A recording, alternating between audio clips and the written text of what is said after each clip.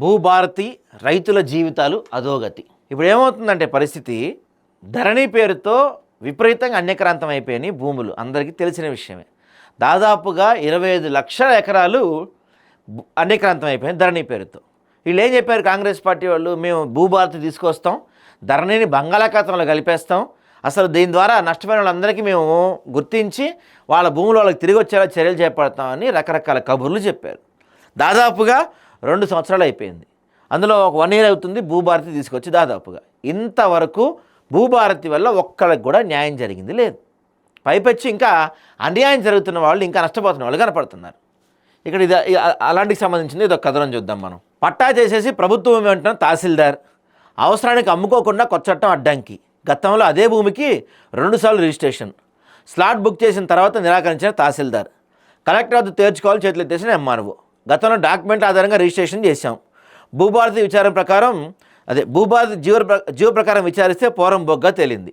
ఆ భూమిని చట్ట ప్రకారం రిజిస్టర్ చేయడం కుదరదు. ఆదా ప్రతినిధికి తహసీల్దార్ సహదేవ వివరణ. ఇప్పుడు ఇది చూడండి, పాపం ఎటు కాకుండా అయిపోయింది పరిస్థితి. దీనికి ఇదిగో ఈ భూమిని గతంలో పట్టా ఉన్న భూమిని ప్రభుత్వం అంటున్నారు తహసీల్దార్. అవసరానికి అమ్ముకోకుండా కొత్త చట్టం అడ్డంకి. ఇప్పుడు ఏంటి, జీవో ప్రకారం భూభారతి చట్టం ప్రకారం ఇదేమవుతుంది, పోరం భూమి అవుతుంది. భూభారతి కొత్త చట్టం అమల్లోకి వచ్చిన తర్వాత అనేక అవకతవకలు వెళ్ళలోకి వస్తున్నాయి. పట్టా భూములు పోరంబోగు భూములుగా మారిపోతున్నాయి. గతంలో క్రయ విక్రయాలు చేసిన భూములు ప్రస్తుతం నిషేధ జాబితాలో చేరిపోతున్నాయి. ధరణిలో జరిగిన పెంట ఇది కదా, ధరణిలో జరిగిన పెంటే ఇది. దీన్ని మారుస్తారని మీరు భూభారతి తీసుకొస్తే దీంట్లో ఇంకా దారుణం అవుతుంది. గతంలో రిజిస్ట్రేషన్లు అయిన భూములు ఇప్పుడు ప్రైవేటెడ్ ల్యాండ్స్లోకి వెళ్ళిపోతూ ఉన్నాయి. ఇది ఎలా సాధ్యమవుతుంది? గతంలో రిజిస్ట్రేషన్ అయిన భూములు, గతంలో వాటికి ట్రాన్సాక్షన్ జరిగిన భూములు ఇప్పుడు ప్రైవేటెడ్ ల్యాండ్లోకి వెళ్ళిపోతున్నాయి. పట్టా ఉన్న భూములు పోరంబోగు భూములు అయిపోతున్నాయి. ఇదేం చట్టం అసలు? ధరణి నుంచి భూభారతిగా మార్పులు చేసిన తర్వాత రిజిస్ట్రేషన్ పట్టా చేపట్టిన భూములు విక్రయించడానికి వచ్చిన రైతులు గట్టి ఎదురు దెబ్బ తగులుతుంది. అధికారుల అవగాహన లోపమా, గతంలో భూమి రికార్డుల నమోదులు తప్పులు తడకల, మొత్తానికి భూభారతి చట్టం రైతుల జీవితాలను అధోగతిగా మార్చిన చర్చ జరుగుతుంది. దీనికి చిలిపిచేడు మండలం ఫైజాబాద్ గ్రామంలో వెలుగు చూసిన ప్రభుత్వ భూములను పట్టా భూములుగా మార్చిన తహసీల్దార్ నిర్వాహకం నిదర్శనం. పట్టా చేసేసి ప్రభుత్వ భూమి అంటున్నాడంటే తహసీల్దారు. చిలిపిచేడు మండలంలోని ఫైజాబాద్ గ్రామానికి చెందిన రైతు టేకుల బుచ్చిరెడ్డి గత 6 నెలల క్రితం అదే గ్రామానికి చెందిన రైతు ముచ్కరి జలంధర్ వద్ద 2020 సంవత్సరంలో సర్వే నెంబర్ 64/A/1/1/2 విస్తీర్ణం 0.08 గుంటల భూమి, సర్వే నెంబర్ 64/1/1/1లో విస్తీర్ణం 10 గుంటల భూమిని ముచ్కర్ జలంధర్ వద్ద నుంచి 28 జూన్ 2025న టేకుల బుచ్చిరెడ్డి కొనుగోలు చేసి ఆయన భార్య టేకుల లలితపైన రిజిస్ట్రేషన్ చేసుకున్నారు. అదే భూమిని రిజిస్ట్రేషన్ సమయంలో చిలిపిచేడు తహసీల్దార్గా సహదేవ్ బాధ్యతల్లో ఉన్నారు. తహసీల్దార్ సహదేవ్ ఆధీనంలో సర్వే నెంబర్ 64లో 18 గుంటల భూమి రిజిస్టర్ కాగా, తిరిగి తన సొంత అవసరాల కోసం సర్వే నెంబర్ 64లోని భూమిని అమ్మకానికి చూపి రిజిస్టర్ కొరకు స్లాట్లు బుక్ చేసుకున్నాడు.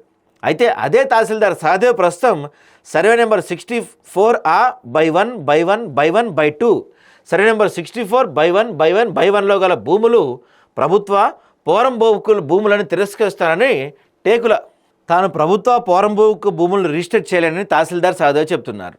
అయితే 28 జూన్ 2025 రోజున ఇదే సర్వే నెంబర్ 64లోని భూమిని వేల ఎకరాల వద్ద నేను కొనుగోలు చేస్తే తన పేరును ఎలా పట్టా చేయగలిగారని, అప్పుడు కనరాని ప్రభుత్వ పోరంబోకు భూమి వివరాలు ఇప్పుడు ఎలా వచ్చాయని తహసీల్దార్ సహదేవ్ను బాధితులు నిలదీశారు.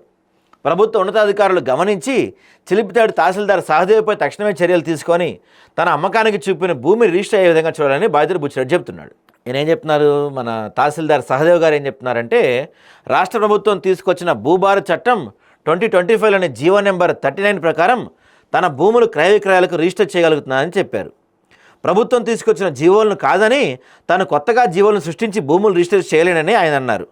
తన దృష్టికి వచ్చిన ఫైజాబాద్ గ్రామానికి చెందిన రైతు టేకుల బుచ్చిరెడ్డి ఆరోపణల ఆధారంగా తన గతంలో సర్వే నెంబర్ 64లో రిజిస్టర్ చేసిన మాట వాస్తవమే అంటూనే, నేను రిజిస్టర్ చేసిన భూమి సర్వే నెంబర్ 64కు సంబంధించిన పాత రికార్డులు మాకు అందుబాటులో లేకపోవడంతో సర్వే నెంబర్ 64/1/1/1/2 64/1/1/1 రిజిస్ట్రేషన్ చేసే సమయంలో నేను చేసిన పొరపాటు రిజిస్టర్ డాక్యుమెంట్ చూసి రిజిస్టర్ చేయడం జరిగిందని వివరించారు.